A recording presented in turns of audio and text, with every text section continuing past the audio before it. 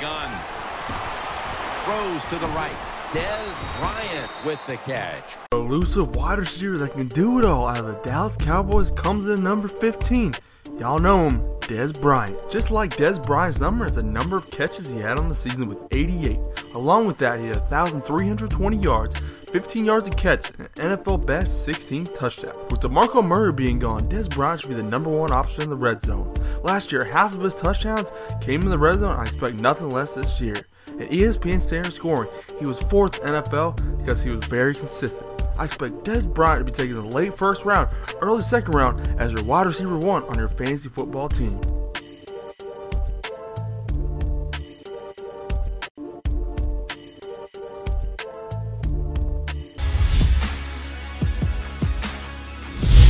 Workhorse out of Houston, Arian Foster. In only 13 games, he had 260 attempts, 1,246 yards, averaged just under 5 yards a carry, 4.8 average, 8 touchdowns, and only 2 fumbles.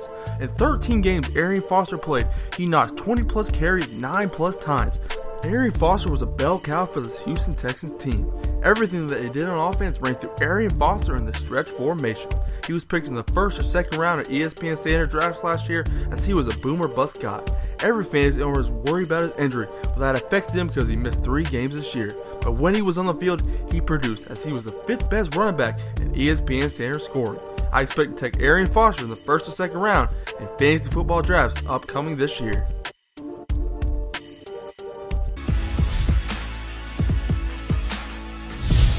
Coming in at number 13 on our list is number 81, Megatron Calvin Johnson. He really had a tough year, and the main reason I think was the Detroit Lions defense. When he was effective a year or 2 ago, when Matthew Stafford threw the ball 300 and 400 plus times, their defense was so good they didn't have to throw the ball, and that affected Calvin Johnson. Another reason Megatron struggled this year was that high ankle sprain he went week in and week out. He kept trying to play through it, he would tweak it here and here out, and he just wasn't himself all year. Another reason they got Golden Tate was another go-to guy for Matthew Stafford. A year or 2 ago, they didn't have that guy, so Megatron got a lot more targets. With all this being said, he's still Megatron and he's still Calvin Johnson. I don't think Detroit's defense will be good as it last year, so it means more targets and more offense for Calvin Johnson. If you see other owners being skeptical and passing him up in the 1st and 2nd round, don't be afraid to take Megatron as your number 1 wide receiver.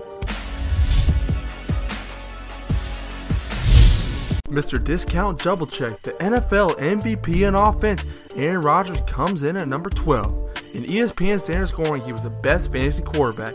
In 16 games played at 4,381 yards, completed 65% of his passes, 38 touchdowns, and only 5 interceptions. With explosive weapons on offense in Eddie Lacy and Jordy Nelson, and then re-signing Randall Cobb and Brian Bulaga to keep the pressure off Aaron Rodgers, this should lead to another great season from Aaron Rodgers and the Green Bay Packers. In 10 out of his 16 fantasy games, Aaron Rodgers put up 20 or more fantasy points, and that is great value coming from your quarterback. That should lead to a lot of wins in fantasy football. If you're looking to go quarterback early in your fantasy football draft and spend a 1st or 2nd round pick, Aaron Rodgers should be the guy you select.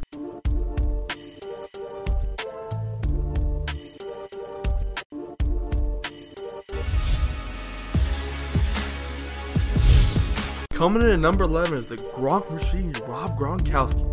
Last year, before the season, in fantasy football drafts, he was picked in the 3rd or 4th round because teams were worried about his injuries. During the offseason, he had back and arm surgery, so he was all banged up, but he turned in a masterful season.